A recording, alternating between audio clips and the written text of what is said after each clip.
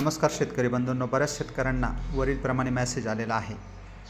सौर पंपाकरता मंजुरी देऊनही लाभार्थी हिस्सा रकमेचा भरणा आपण अद्यापर्यंत केलेला नसल्यामुळे आपला अर्ज प्रलंबित आहे। याबाबत आपल्याला सूचित करून देखील लाभार्थी हिस्सा रकमेचा भरणा न केल्याने आपला अर्ज ज्येष्ठता यादीतून याने सिनियरिटीनुसार आपला जो काही मंजुरी आली होती, जो काही नंबर लागला होता, त्या यादीतून आपल्याला वगळण्यात येत आहे। भविष्यात आपल्याला जर सौर कृषी पंपासाठी अर्ज करायचा असेल तर मागेल त्याला सौर कृषी पंप योजनेच्या संकेतस्थळावरती भेट देऊन आपल्याला अर्ज करता येईल असं महावितरणाने बऱ्याच शेतकऱ्यांना मेसेज टाकलेला आहे।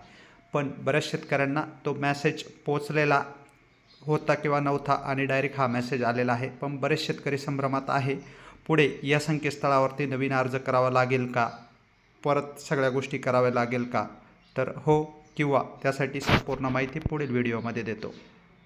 धन्यवाद।